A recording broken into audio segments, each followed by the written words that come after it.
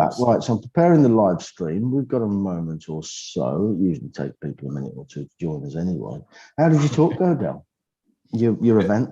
It went great. It went great.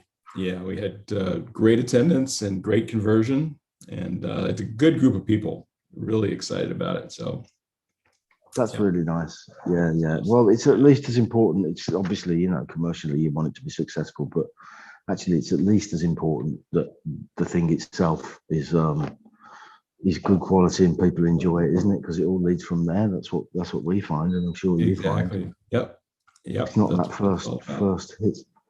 So I've created the YouTube link and it's live. So I'm just going into your circle and I'm going to post that. So that will always be there. And so if anybody wants the recording or anything like that, we can drop it there, and Araceli is just about to join us. So if it's all right with you, I'll start letting people into the waiting room.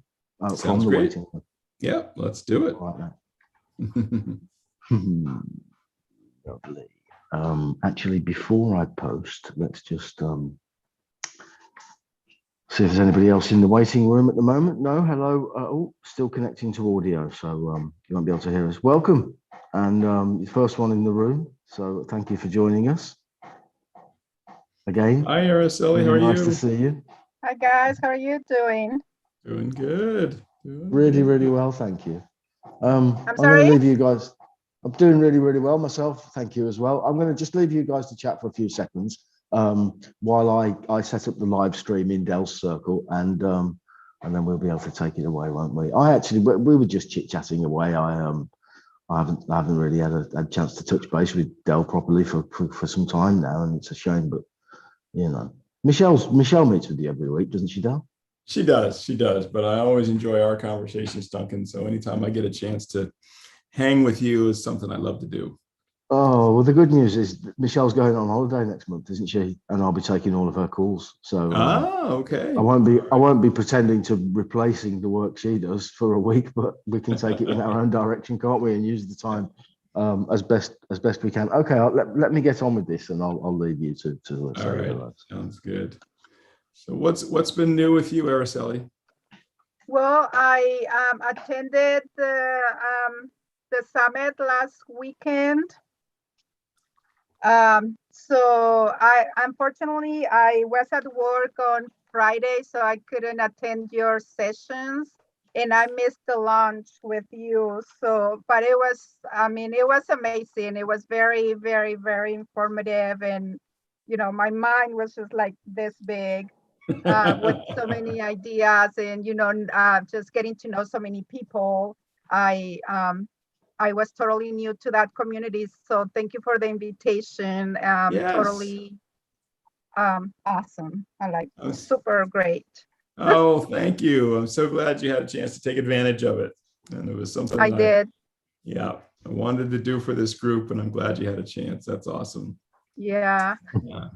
So and super busy with the micro school with the Investor 5.0. So we're on our last week, and so another, you know, few days of just my mind just about to explode. What are you finding most interesting about that?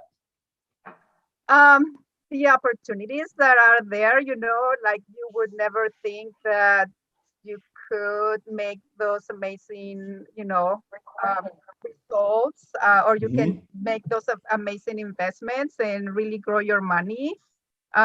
So it's just like the possibilities are like limitless. So yeah. It's like getting excited. Okay, so what do I do first? And that's my problem, you know, taking action and choosing one thing and go with it. So yeah, so you know, that's always the key, right? Is, you know, taking some action. So maybe we can spend a little time tonight thinking about how you can actually apply all of the great teaching and learning that you've been absorbing in this, you know, Investor Summit. Yeah. So. I mean, I have so many ideas, and just an hour before this meeting, I had 2 hours. Beginning at 6, I had a 2-hour seminar with a group of women for another training that I took actually in Spanish. So, the possibilities of sharing the information that I'm learning with that group of women who are my avatar Spanish speakers is like, wow, the realization that, the possibilities are just showing up. Yeah, that's fantastic. So my schedule didn't allow me to attend the Investor 5.0 Summit. So give me an idea of some of the things that they talked about. What were some of the different investment concepts or ideas that came up? The first week we had Mark Robinson, with his investing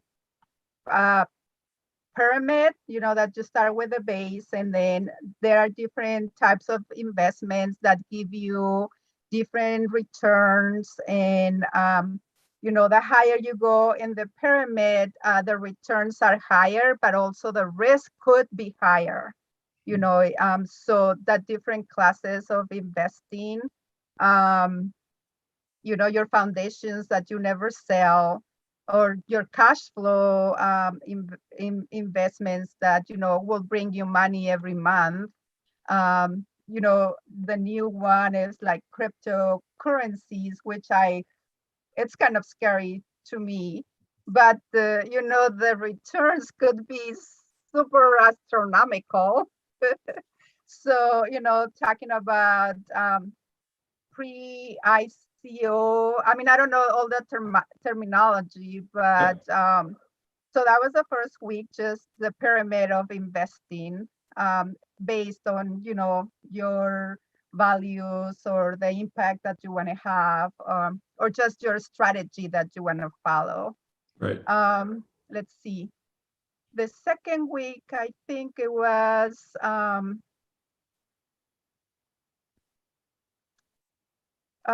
Marcus de Maria.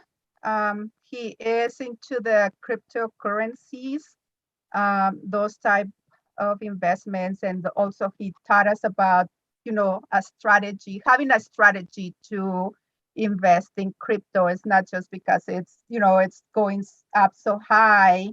You have to have a strategy, otherwise, you get emotional, and that's when you can make mistakes. Yeah.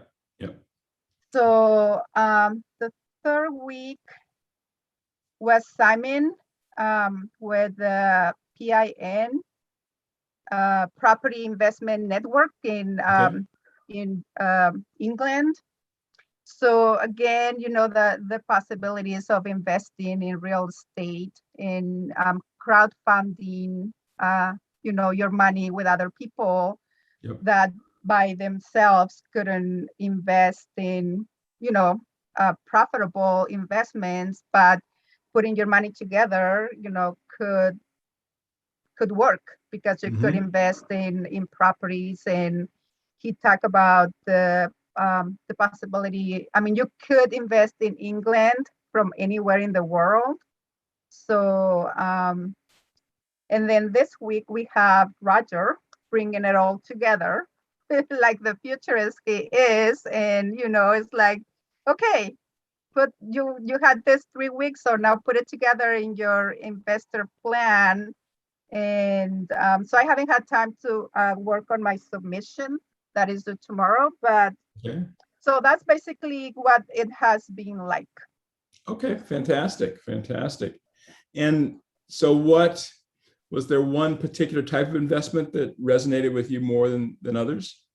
At this point, because I don't have a lot of money to invest, cash flow will be my thing. So going with Mark, with his program that will bring possibilities or opportunities to invest for cash flow. And I'm definitely interested in real estate investing. Okay. And so, like I said, crypto is kind of scary. Yep. Well, For a Lord. What's that? For a Lord. For Lord, yeah. Well, I think that, and I'm sure this was said probably by everybody that gave a presentation over the weeks, that it's really important that you understand or have a good understanding of what it is that you're investing in, right? I mean, because you're going to be your best police person, if you will, right, for your money, right? The best steward of your money. And you want to know, the more you can know about a particular investment, the better off you are. So, you might think crypto is scary, and I completely understand that, but I think I would just change the wording to say maybe it's not something that you completely understand yet, right? Challenging, challenging for me to understand. Yeah. Yeah, exactly. Be careful with the wording.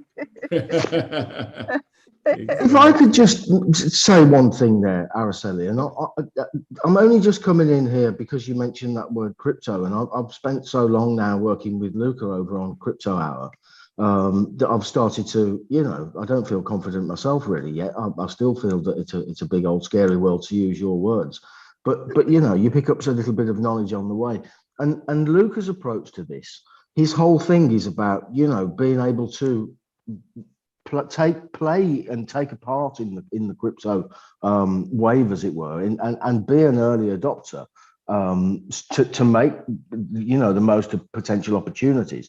But two things he kind of maxes on, and the one is working out a strategy and a way to do it so that you can sleep at night. Because he says the vast majority of people that get involved with this have got the app on their phone. It's the last thing you look at before you go to sleep. It's the first thing you look at when you wake up in the morning. And it's no life, regardless of how much money you might be making from it. It's just no life. So there's that side of it. And the other thing that he kind of, I find quite refreshing, is he almost ignores the coins themselves and the prices and the charts and all of this. He doesn't ignore them completely. Of course, he's an economist, so he looks at the charts. But what he says is concentrate on the projects, because you think about cryptos and they're a digital asset, and it's very, like you said, it can be scary because you don't really know what you're converting your money into. But how Luca puts it is, each coin that you buy, it's inevitably linked to a tech startup, or maybe a more established tech company now, but most of the new ones are startups. And really, it's just an alternative method of owning stock in that company. When you buy a portion of a number of their coins, all you're really doing is taking that money and investing it into that small startup. And it's a very, very accessible way to do it. So if you were able to spend the time and do a little bit of research and look at the actual projects behind them, and then choose a number of those projects that you do see growth and believe in, it's not scary at all, because it's just the same as everything else. You're not really even concerned about buying cryptos and coins. You're just putting some money into the hands of that company to help them, fuel the growth and achieve their objectives. So sorry to take up some time there, but from looking at it from that angle, it does take away the fear, because all of a sudden it is something we might not know anything about tech startups, but we all have our own ways of looking at a business and deciding whether we find it exciting and whether we'd like to be involved in it. And so that's a much more reasonable and familiar way of looking at an investment than looking at a chart and linking that to a picture of a coin with a dog on it. Yeah, that's an excellent perspective, Duncan. Thank you for sharing that, because that really is a great way to look at it. Yeah, it's all about having a strategy, and like Marcus said, take the emotion out of it, because you have a strategy and you are going to follow it. That's why you are going to have a money rules for investing, and then you're going to stick to them. And so yeah, I mean, it's just so much information that I still need time to digest and focus. Yes. Well, as I'm sure you are aware, in the Genius U world, the Entrepreneur Institute world, we are expert at shooting you with a fire hose of information. So. Oh, definitely. I've noticed that. In all formats. Yes, exactly. Yep. So Araceli, remind me, do you have a business at this point, or are you starting one? I have a business structure. Well, I have a couple. One is on real estate. With my parents, we have a rental property in a different state. I live in California. And then I have a couple of vacant land properties in 2 different states.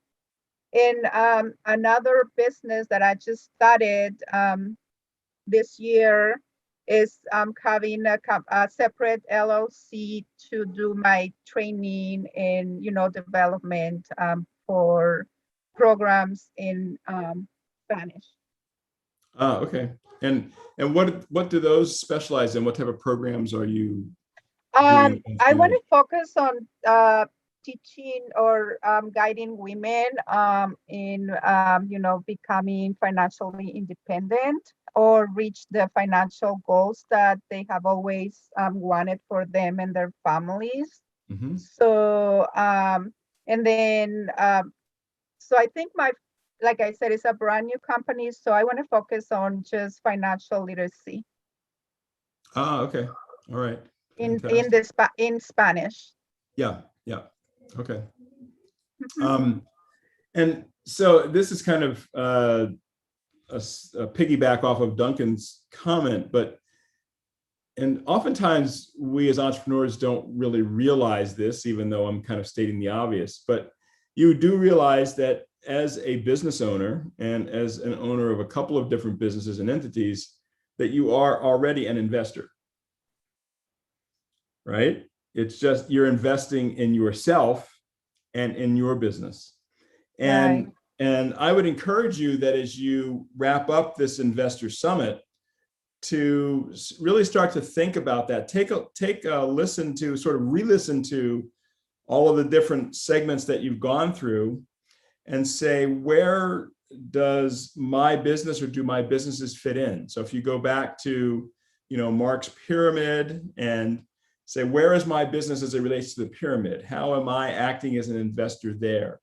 Am I producing cash flow in my business at this point? Or is it something that I'm investing for the longer term and I'll wait for a while to get the cash flow out, right? So it's really good to put the investor lens on being an entrepreneur. And I think a lot of entrepreneurs just have their nose to the grindstone, so to speak. And they're just like, I want to build a business, build a business, build a business. And they don't often think like investors. Good perspective. Yeah, I hadn't thought about that. Yeah. So great. That's fantastic. I love that. So have you done some things? Well, let me ask you this. Where did you get your education on financial literacy, or where did you get your financial literacy from? Or how did you apply it? About 10 years ago, I started going to seminars,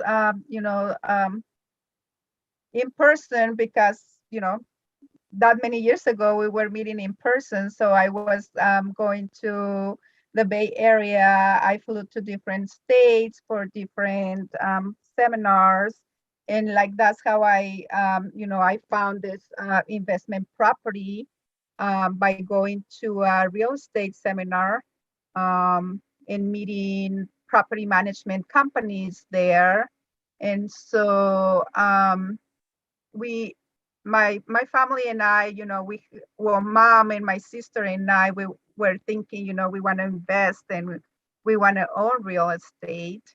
And so that's how I got involved in just going to different seminars and then just getting involved with different companies and just reading and, listening to different shows. And that's how I'm still learning, but that's how my journey started, just going to seminars, and then now a lot of webinars, and of course now in Genius the micro school. So yeah.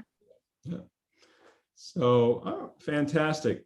So Duncan, I'm not quite sure how Araceli brilliantly arranged this, but I think she's arranged a private coaching session with me. Well, Del, yes, Absolutely. And although, you know, this is going to be what I wanted to just mention is a little bit of admin, and it's right in the middle of the recording, but, you know, we're all here.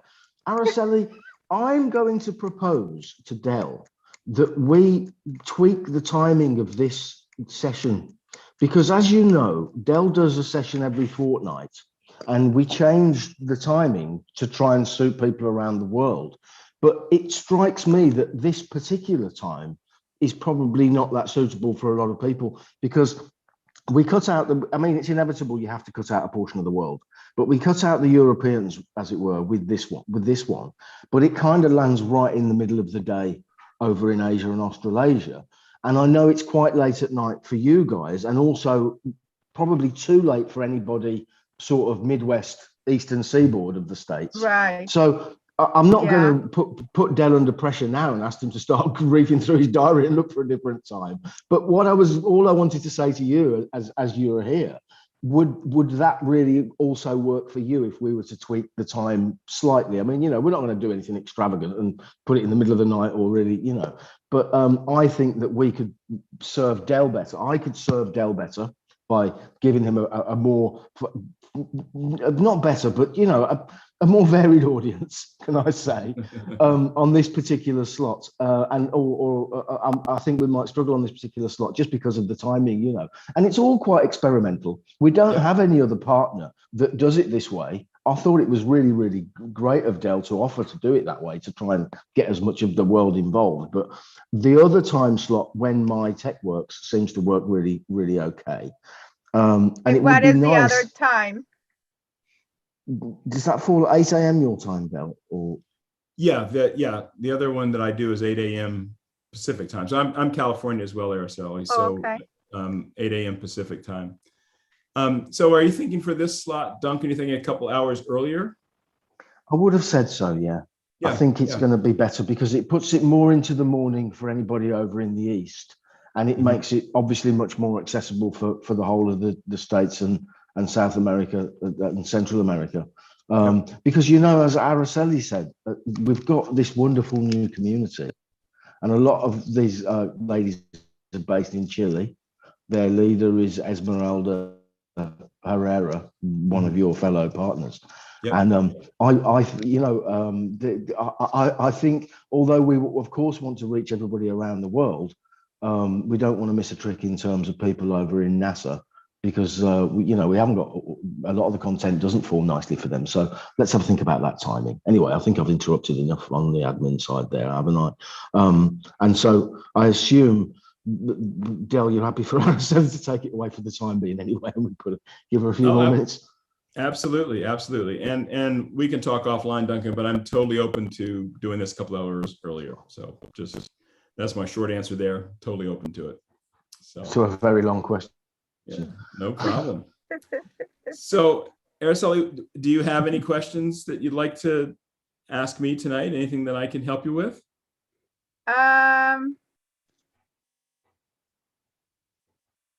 Nothing that I can think of. You know, if you had a plan to teach us something, well, you can teach me. Well, normally I do.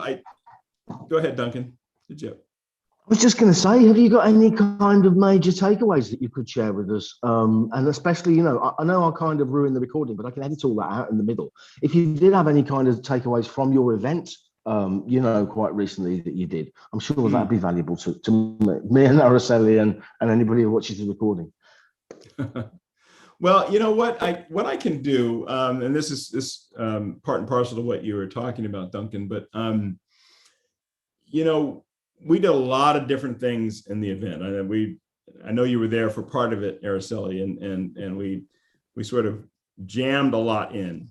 And the biggest takeaway that I always have when I do the event and when I talk with the entrepreneurs that are on the event is that, and I mean this in a totally loving way, but many of them don't give themselves credit for how far along they are.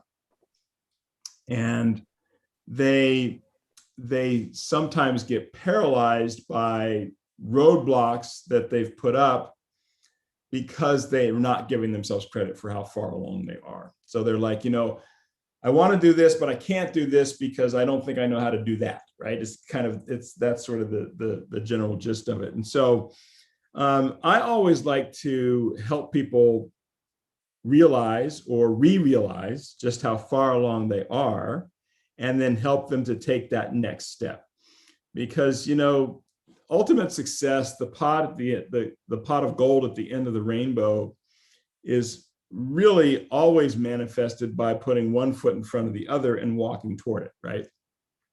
And then when you get better at that, you find that you can actually put one foot in front of the other and run toward it, right? So it's like, and it starts to happen, but nothing happens unless you put one foot out and then put the other foot, in front of it. So I guess I would, since I do have you sort of one-on-one, Araceli, I would just ask you, what do you think is the biggest thing that might be standing in your way right now from doing the things that you want to do, or realizing or manifesting that which you want to manifest?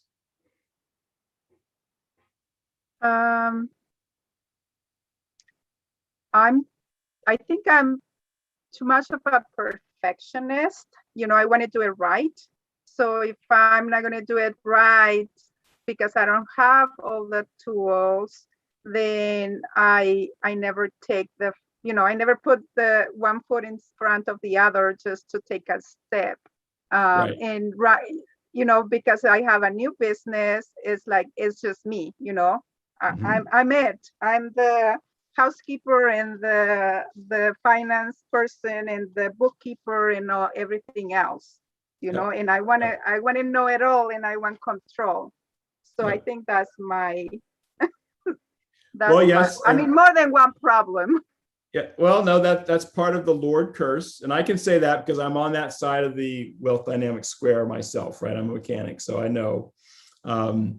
And I would also say to you, Duncan, we might want to consider renaming this entire presentation. I think we should rename it Perfectionist Anonymous, because I want to welcome you, Araceli, to the club of Perfectionists Anonymous, because I am a recovering perfectionist. So I know exactly from what you speak. And it's so true. And I think all entrepreneurs, wherever they fall in sort of the 8 profiles, one of the 8 profiles, we all have that sort of, we want to do it right. So one of the takeaways, Duncan, from the weekend was I exposed the 300 plus people that were on there to the things that I call Dellisms, right? And so there's certain things that when people work with me and coach with me that I have certain Dellisms. So I'm going to give you one of my Dellisms, and you'll have to pardon my French, so to speak, because it includes a little risky language. But one of them is that anything that's worth doing is worth doing shitty at first. Okay? I want you to remember that, because, and it served me so well because I believe it is so true. And, the other sort of the corollary to that is it's hard to get better at something if you don't draw the line in the sand first as to where you are, right? So, you can't get 10 yards down the road if you don't figure out where the starting line is, right? And so that's why we have to take that action. So I want to get really specific with you because I want to help you as much as I can during the time that we're together. Tell me one thing that you think might be holding you back because it's not just right at this point.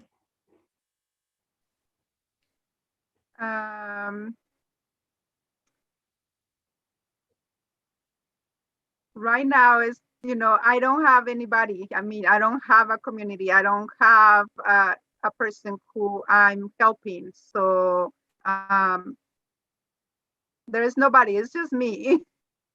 Okay. And nobody to help. Right. All right. So to me, those are 2 different things. One is when you say it's just me, it's like it's just me in terms of I don't have any support or team. So that's one aspect. More, it's just like me because I don't have I don't have people yet that I can help. You know, I haven't built a community that I can help. Yes. Okay. All right. So you're really talking more about on the client customer side then. Mm-hmm. Okay. All right. Fantastic. So one observation that I want to give to you is that you can tell me whether you agree with this or not, but a community, in my opinion, is nothing more than a collection of individuals. Would you agree with that? And of course, Yes. they come together, and the community aspect of it is there's the like-mindedness and there's some similarities and all of that. But when you think about the fact, if you say I have a community of 10, a community of 12, a community of 100, a community of 1,000, it's nothing more than a collection of individuals. You just happen to have 10 individuals or 12 individuals or 1,000 individuals, right? So this goes to our point about one step in front of the other, putting the foot out and one step in front of the other. Instead of thinking about a community and whatever that conjures up in your head, let's think about individuals and putting together a collection of individuals.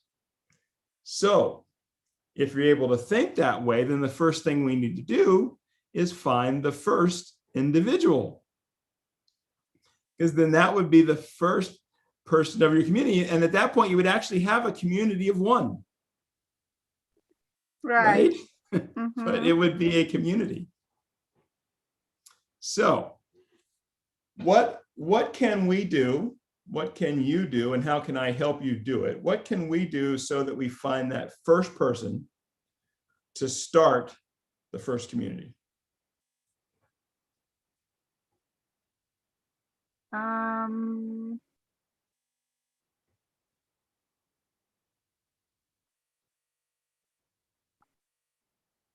I don't know, but well, so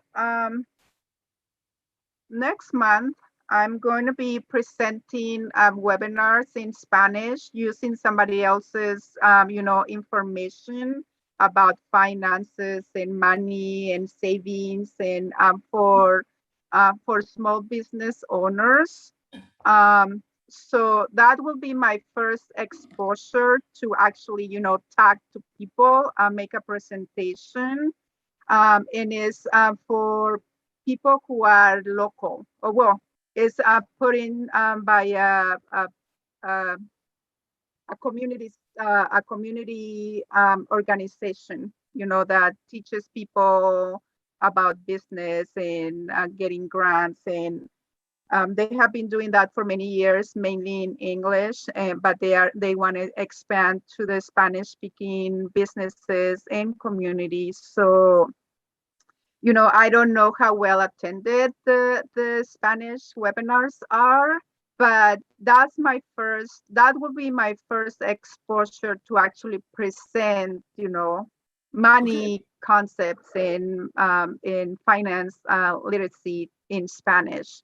So, I don't know what will come of that. I don't know, if I will be able to give out my email address and have people email me, because I have a free tool for budgeting, both in Spanish and in English. So I thought that would be, a way to just show people what, an easy way of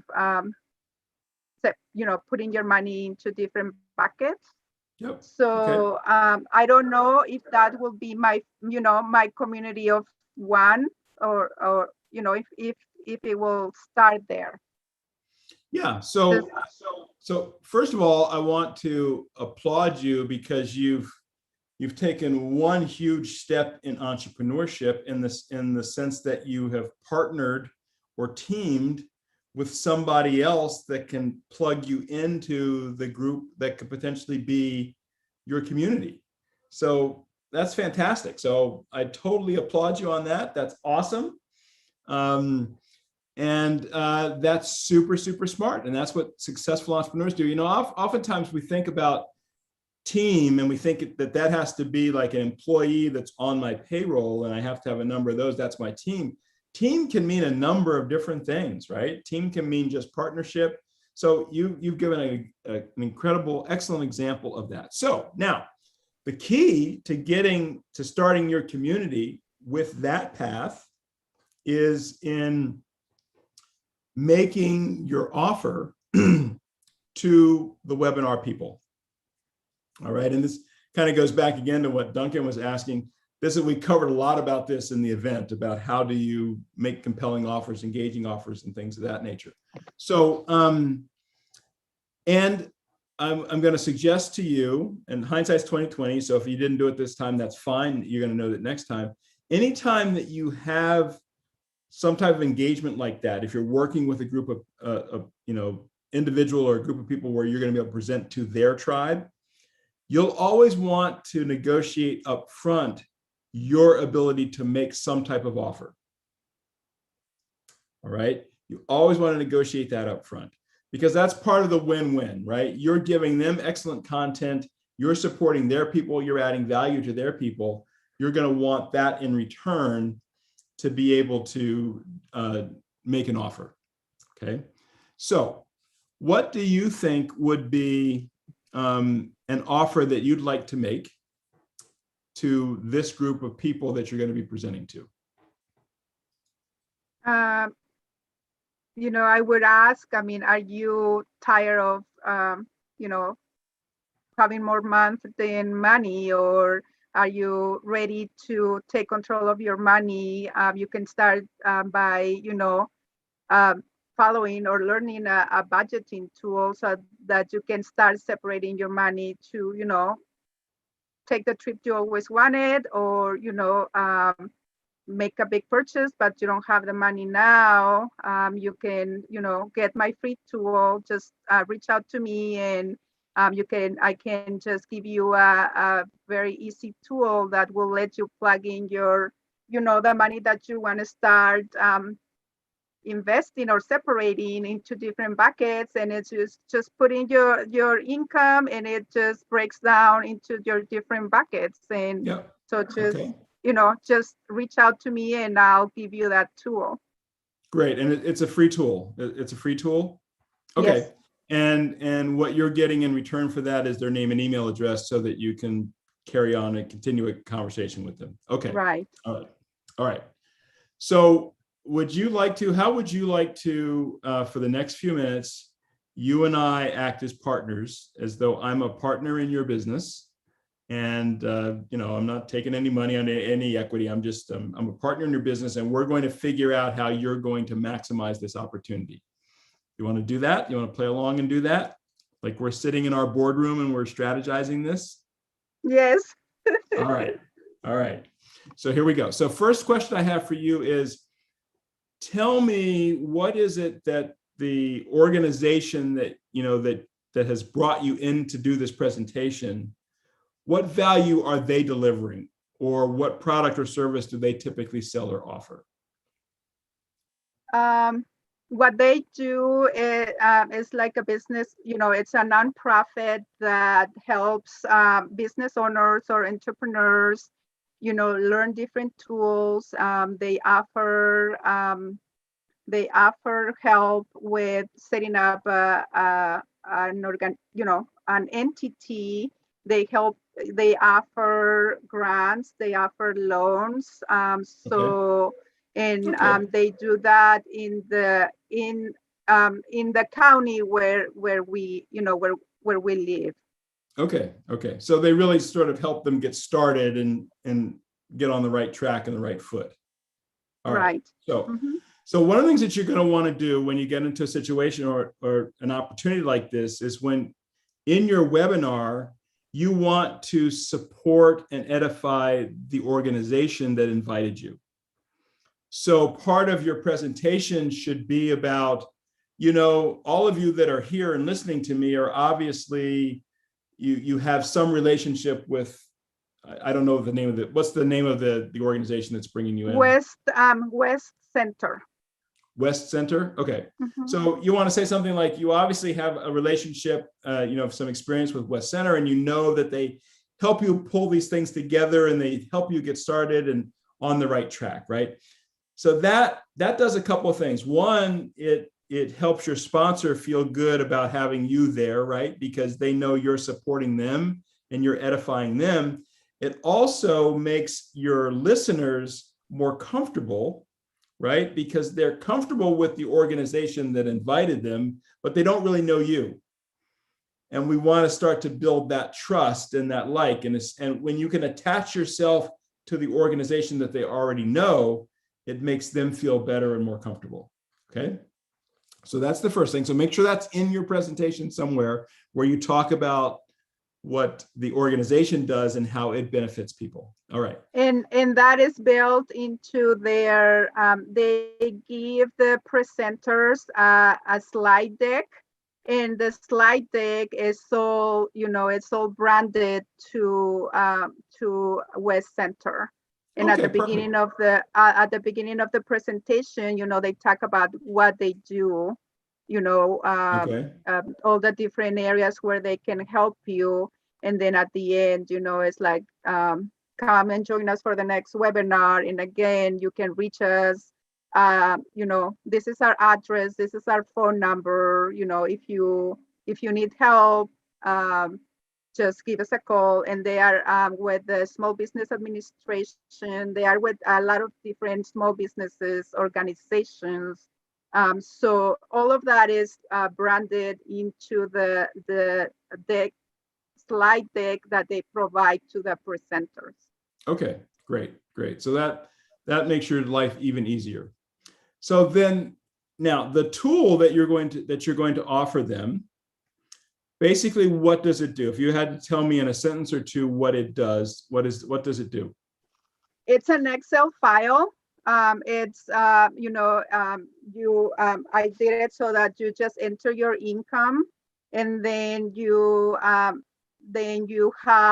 the different buckets where you want to put your money: your financial freedom account, your expenses or your necessities, your education, your donations. And so you break your income into different buckets that come up to 100%.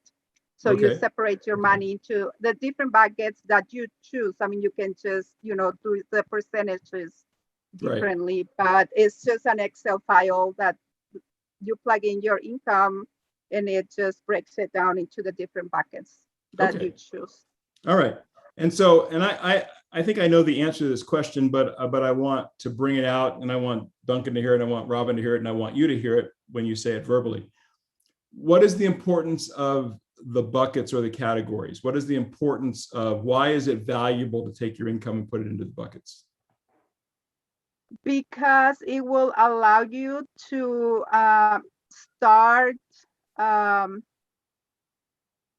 allocating your money for what you want to do in the future. So and I guess it creates a habit of you, when you get money in, when you get money or you get income, then it's a habit of, okay, I want to put this much money into helping others, or but I need this this amount of money to live, to have housing and cover your needs. And then but also at the same time, it should make you want to choose to pay yourself first, put money for your future. Right. Okay, great. So what I would suggest is, in your presentation, you're going to want to, I would have like an exercise that you do with the participants, which allows them to figure out what are the categories that they want to figure out, the things that they want to do. So does that make sense, to actually have them do that for themselves? So, part of a compelling presentation is, even on a Zoom or a webinar, is to make it as interactive as you possibly can. So I would say something like, so everybody now get out a sheet of paper, get out a blank sheet of paper, doesn't have to be anything fancy, get a pen, and I want you to write down the 4, 5, or 6 really important categories for you in your life. And then you can give them some examples, because I know you've got a ton of examples, but give them some examples so they know kind of what that's about.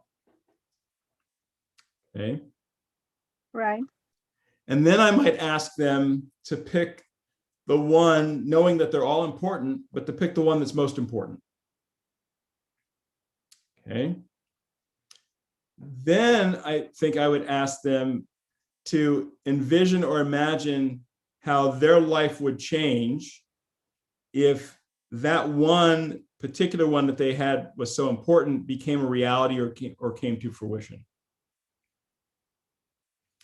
And then I might ask them, now that they're in that zone, I'd ask them, then how much better would your life be if all of the other categories were full, or they came to fruition, or you manifested what you wanted to manifest in each of those. Okay. So now you've gotten them to think positively and think, glass half full instead of glass half empty, right? And now you've got a bunch of people that are feeling good about the way that you're making them feel. Now they're connecting all those great feelings with you. Extremely important. Now, here's the magic. Are you ready for the magic that opens up the vault? Okay. Yes, I am. All right. Towards the end of your presentation, what you want to do is you want to sum it all up and basically say, so what we've talked about today is a different way for you to think about your money. Most people think about a big pile of money and they think about it as in a big pile. I've asked you to think about a big pile of money and separating that into a number of different buckets, because those different buckets are very important. And we want to make sure that each one of them gets addressed. That's why we put them into buckets. So I had you write down that information, that list, what were your buckets? I had you figure out how important it is for you to achieve the most important one and all the others, right?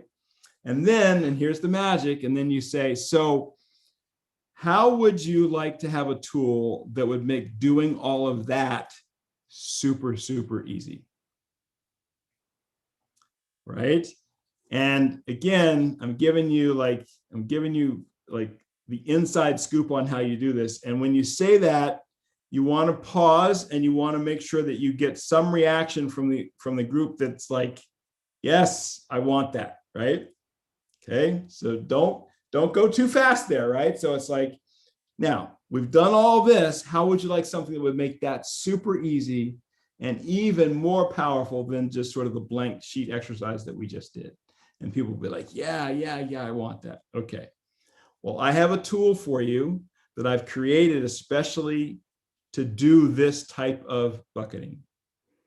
And you can say, oftentimes I sell it. I've sold it commercially. And I only say that if it's true, obviously. But today I want to give it to you. Since this is a great group and I love what the West Center is doing and they're a nonprofit, I want to support them. I'd like to give that to you. All I need is, just give me your name and email address. Tell me where to send it. It's an electronic file, self-explanatory. It'll make putting into the buckets that much easier. Okay.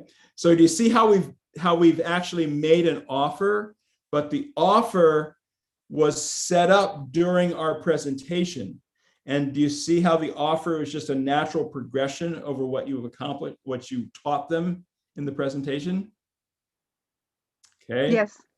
That is the golden ticket to sales. And that's putting the first foot in front of the other. And that's walking and maybe crawling at this point. But you can get to a point, and I know you will, Araceli, where you can get to a point where you're taking that exact same model and you're selling thousands of dollars worth of stuff on the back end. Does that make sense? Wow. Yeah, it does. Awesome. Awesome. It totally awesome. does. Amazing. All right. All right. Well, I have Thank thoroughly you. enjoyed being your partner for the last 10 or 15 minutes. Thank I think you, we're Dale. building an awesome company together. Yes. I want to quickly jump over and talk to Robin for a minute. Robin, are you able to speak with us? I can't see you, and if you don't want to put your camera on, Yeah. that's perfectly fine. But... Hi, can you hear me? Sorry, I'm very early in the morning here. well, thank you for joining us very And early. actually up to exercise. So I'm just going to I'll say hello and then I'll turn my video off. Well, I thought you looked totally presentable. So. I also, well, the way I sit is actually like up, right? Oh, So it's got it. quite uncomfortable to sit with my video. No problem. No problem. Well, I am good. here. Well, It is welcome. very Thank early. you for joining us early in the morning, and thank you for joining us pre-workout. It's great to have you with us.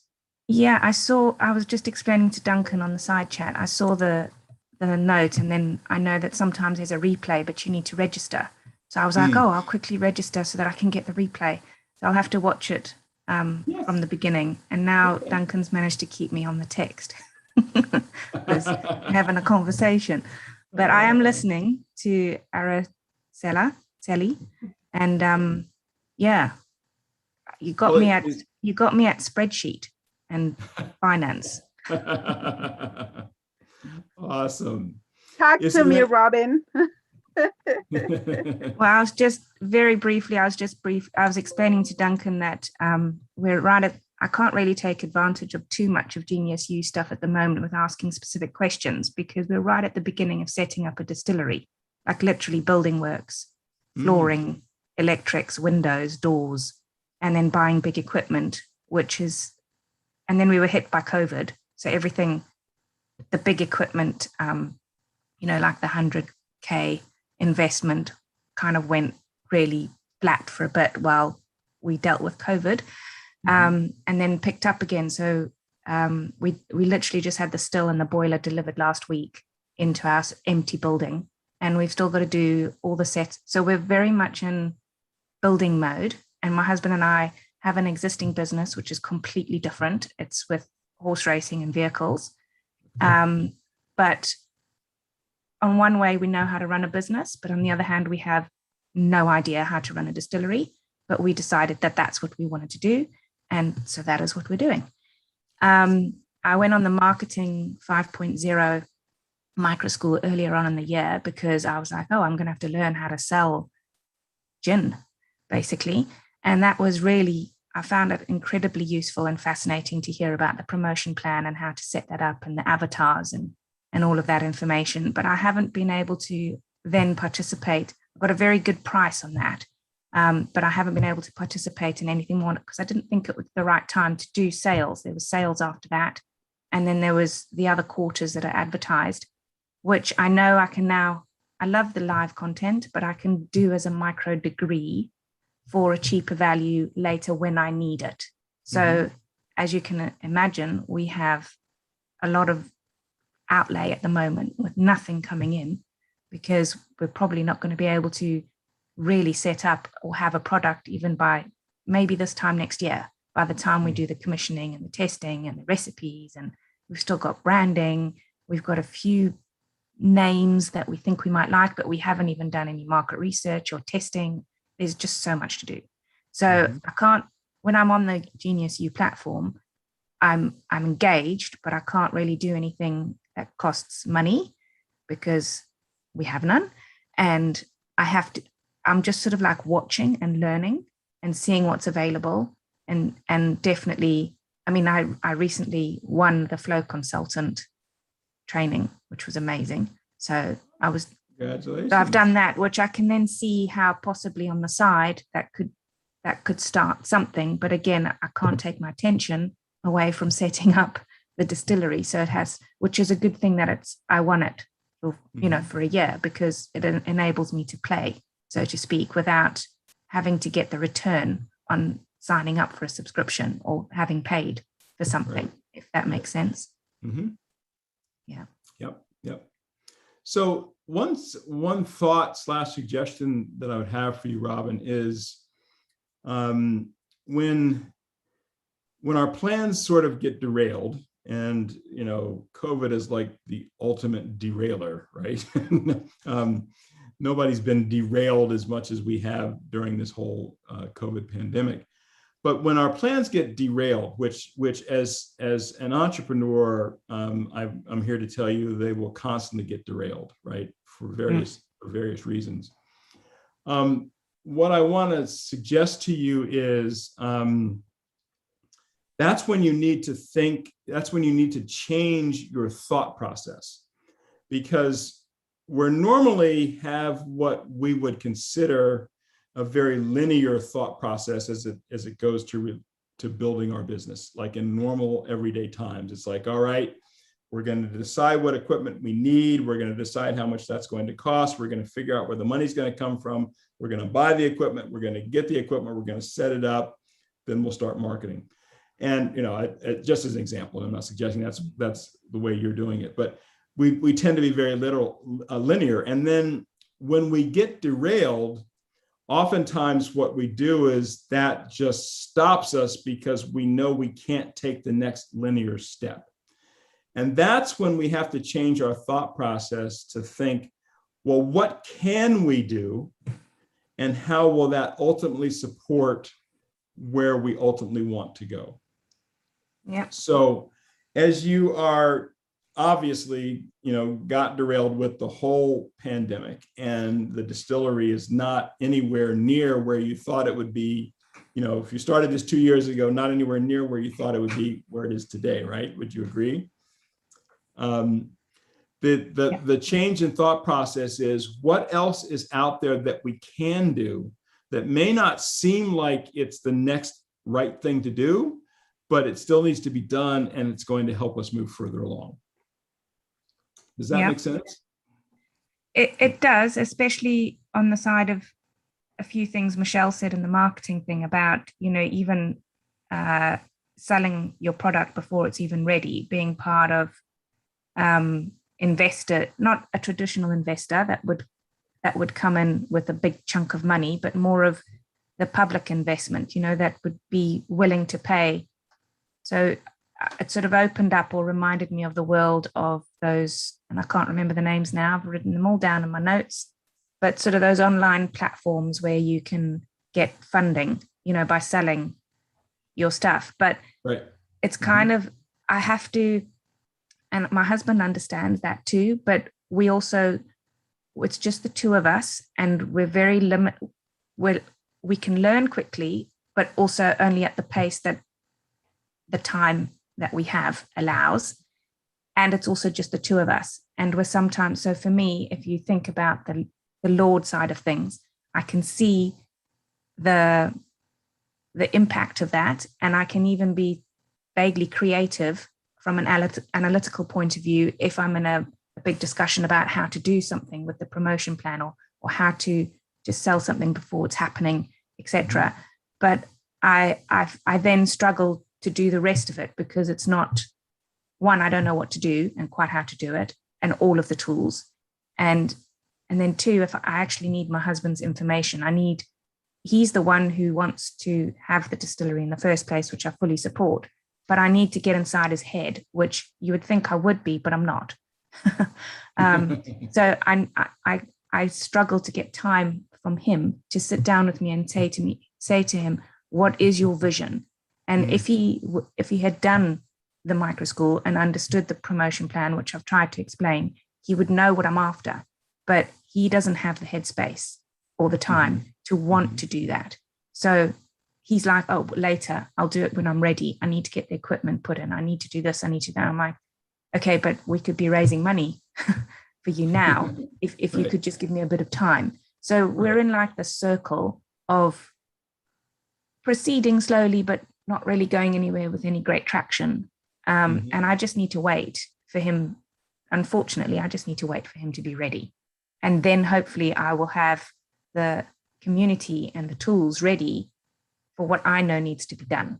And when he's got the time to feel like he can be engaged and trust the process, because there's a little bit like, I've been part of the Genius U platform for quite a long time, from ages ago, but only really engaged in the last year. But he's more of a, what is this thing? I don't understand it. And so if I then want to say, well, they do these services and you can pay for them, he's like, yeah, but where did you find them? You know, what are you doing? And I'm like, you need to be part of it to understand it. And it's not, you know, it's literally, it's like Facebook for businesses, but not LinkedIn. Right. And he's like, I don't really know what you're talking. I said, it's better than Googling. You can't just Google a company when you want company to do your recruitment or your marketing or your branding design with you or something, it's better than Googling, because you actually know these people. They're on the same wavelength as you. They understand that you are different. They've already gone through the profiling. And at the end of the day, everybody needs to make their business work. So of course they're selling a service. That's how you run a business. You wouldn't give away your gin for free. So why would you expect not to pay for, you know what I mean? It's a little, and it's not that he doesn't understand it. It's just that he doesn't have the trust capacity yet in the platform, if that makes sense. So I can't get him to engage in anything because he's on his linear pathway. He's like, this is what I'm doing. Yep. Well, one thing that I would offer to you, and this is a macro point that I believe transcends all aspects of business. And the point is that when we are trying to get something sold, and I'm using sold sort of in capital letters and quotes, meaning anything, whether it be an idea, whether it be a service, whether it be a product, whatever it happens to be, people are basically more responsive, or they can actually hear better when you speak to them about what it is that they want. So if you go back and listen to this and this is kind of what I went through with Araceli in giving her a format to actually be able to offer her, even though it's free, right? Somebody still has to give their name and email, right? And what we need to do is we need to create that environment where it's something that they actually want, right? So that's why we took them through what the buckets will give them. And then we said, this is an easy way for you to deliver the bucket. So I mentioned all that to say, Robin, and I am not a marriage counselor by any stretch of the imagination, or a partnership counselor, right? So I don't, and I don't even play one on TV. But if you can talk to your husband about in the terms of what it is that he wants, and then talk about the things that you're doing and how they will help him and or the two of you get what he wants, I think you'll find he will be much more receptive and his ears will be open, or further open. I definitely think that, and he knows that I do all these things on Genius U, and as long as anything doesn't fall by the wayside with existing business and setup, then it's a management of my own time, and that's fine. And I suppose that's our relationship with on the business side, is that he's the hands person, and he kind of expects me in a way to just pick up everything else. He's like, well, you'll do everything in the office, which includes marketing and sales and everything like that. And I'm like, yeah, not really my thing, but I can help you set it up, because it's not just going to be Bruce and Robin in the business, it's going to be everybody else. And then we talk about recruitment and we go, gosh, that's going to be a new learning curve for us. We're going to be involved with that. I wonder. And then I say to him, well, I actually know about recruitment agencies now through Genius U, and not just one, but several, but there's one in the UK, and they use the profiling system. I said, and that's just brilliant, because then you know straight away who you're hiring, and whether, you've already answered 5 questions before you've even started, is what I was trying to illustrate. And he was like, great, that's fine. So we'll use that when we get to there. And I'm like, okay. So that's a lot of his comments. It's like, we'll use that when we get to that point. And that's, he needs to be at that point where he feels ready to engage with whatever he's trying, because he is sort of like not on the computer. That's not his. He's never been an office worker computer. He's out. He's like a blacksmith, welder, cameraman, mechanic on cars and vehicles. That's what he does. He's with his hands. Which is why we've chosen something like a distillery, because he couldn't ever not do something outside. And then I'm the person who does everything else at home for the business on the spreadsheet. If I had to show him a spreadsheet, he would shiver with disgust. He'd be like, oh, no, I can't do that. So, but do you also see the example that he delivers about linear thought? Yes, definitely. I mean, he's very, and he took a profile test maybe like 4 years ago, 5 years ago when I first did it. And I think there's something wrong with it, because I can't even find the report, which I've been in discussions with Stacey and Michelle about. because I've got something that records on a very old notebook that I had that says he's dynamo, but a lord. And I said to them, now that I've done the flow consultant training, I said, it kind of doesn't make sense that he's a dynamo with a lord. So I need him to do it again. But he's even kind of resistant to taking, it's online. He's got to take a test. How long is it going to take? I'm like, for heaven's sake, I think you're a dynamo creator. I do. I think you're more that side. And that's where I think you are. And I know that when I talk to him, he doesn't know I'm doing it. But when I talk to him from that aspect, he responds much better with like, oh, you really understand what I'm trying to achieve. You know where I'm going. I can see that you're helping me, but if I bring him back around into the Lord stuff, which is the detail and everything, he's just like, oh, stop. It's too much. It's too much. I can't take it in. I can't. But then he's also very good at, in his head, he can do the calculations and the forecasting. And he does long drives and he for his existing work. And he sits and thinks everything through and then phones me up and tells me the detail of what he's planned and down to the minutiae of what's happening. So I do understand, but it is tricky at the moment to try and get him to commit to any sort of, how do you describe it? Any sort of theoretical spend that he doesn't really understand in the world, that he knows he doesn't understand, but he's not ready to pay for yet. Right. And the only thing I would say to that is that that's probably a result of a conversation that is not focused on what he wants. If you can focus the conversation, even if it's the conversation around taking the test, which is an online test, if you can put that into the terms of what it is that he wants, I believe he'll be much more receptive to it. Yeah. Okay. See, nobody really wants to do any of the stuff that we actually sell. Or, they want what they want, right? And but if they believe that what we sell gets them what they want, then that's what they'll buy.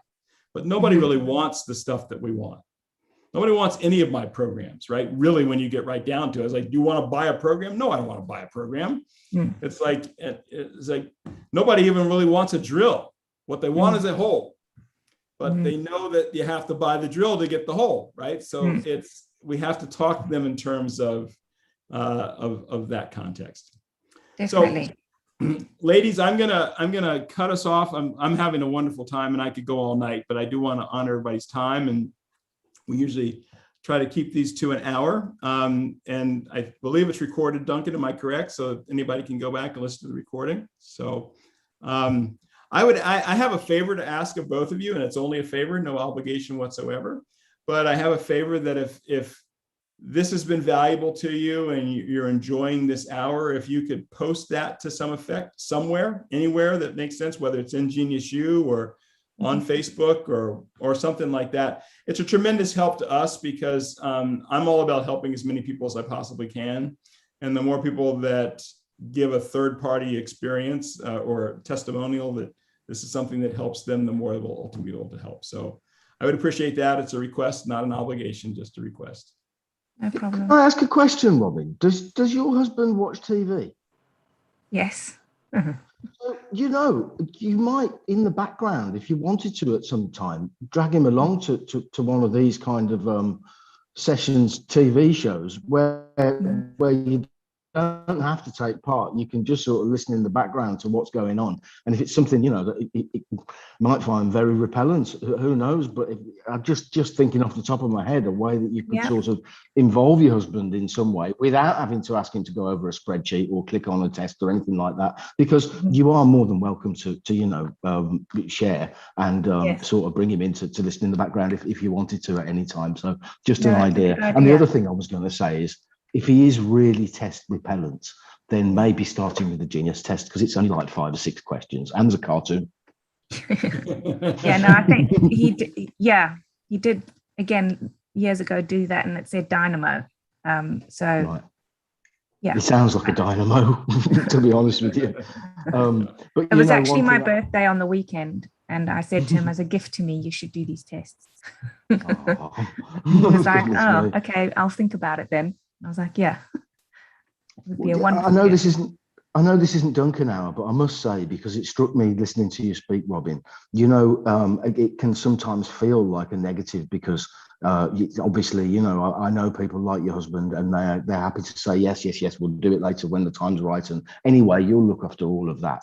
And it can almost feel like you're put upon at times.